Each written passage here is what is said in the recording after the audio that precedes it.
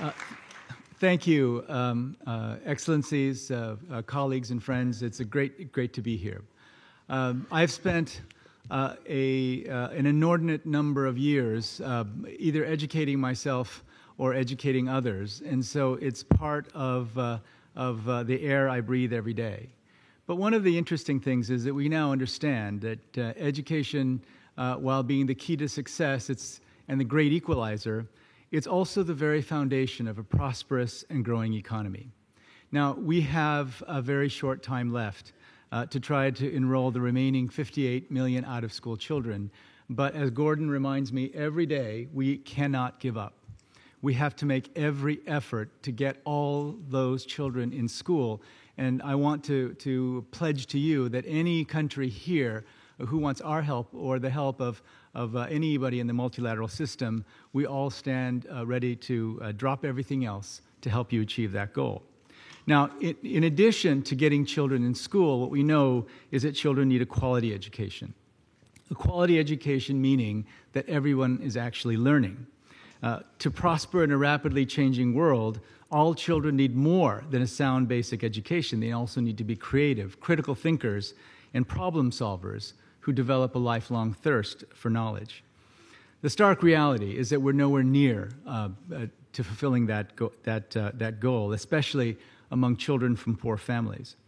Now, we have begun to understand that there is a direct link between educational outcomes and economic growth. One recent study in 2012 from Stanford showed that if Mexico had raised its math scores to the level of the high-income country average, annual per capita income could have doubled between 1990 and 2010. The good news is that there's more evidence like this about just the kinds of interventions that are important.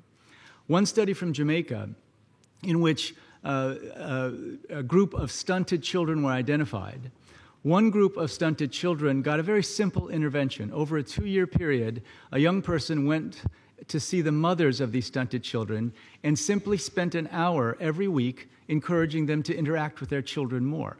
20 years later, the average income was 25% higher in the group of children who got that simple intervention compared to the stunted children who didn't get that intervention, and both groups got food supplements. We also know that it makes a big difference to invest in stronger basic education early.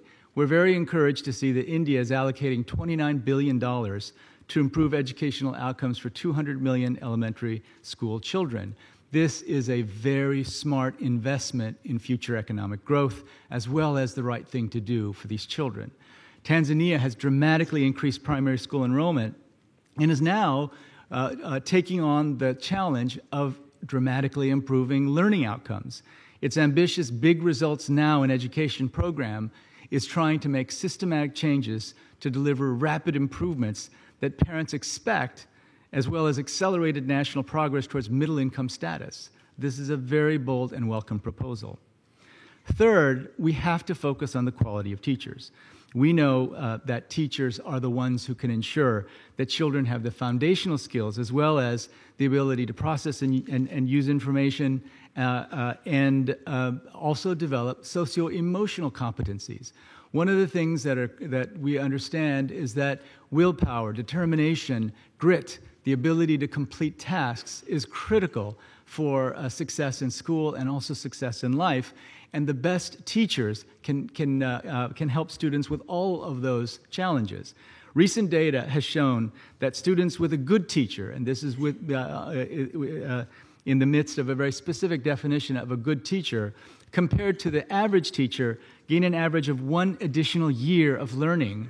And if you have a great teacher, the students advance 1.5 years compared to those students who have average teachers. Finally, I want to stress that it is extremely important to think hard about the messages that your societies and that your leaders are sending to your populations. For example, we know that the phenomenon of stereotype threat is very real. In other words, if there are stereotypes that exist in society, children tend to absorb them and perform differently. In one very disturbing study, a group of Asian American women were given a task on a computer. One group of the women were reminded that they were women, and another group of Asian American women were given subtle cues that they were Asian. The students who were given subtle cues that they were Asian completed more questions than the students who were given subtle cues that they were women. Stereotype threat has also been shown in other very dramatic studies and illustrate the way that social norms and prejudices are embodied in our young people. But there's good news there too.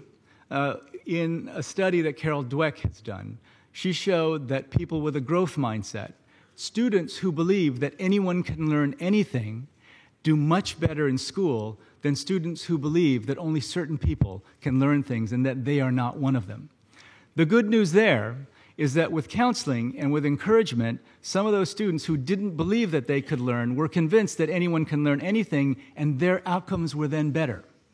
So there's so much that we can do right now, and let me just leave you with 3 things that we have to get to critically and immediately. The first, we've got to get all children in school. Secondly, we've got to focus on improving the quality of education everywhere. I just came back from the G20 finance ministers and central bankers meeting, and on a regular basis, I tell them, every single one of you has a problem with both your healthcare system and your educational system.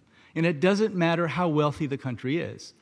But the good news is we know now so much more about how to improve your educational system that, again, everyone in this room has to take seriously the new innovations, the new approaches to teaching, even things like the way to remove stereotype threat and to give people the growth mindset that will let them be learners for life.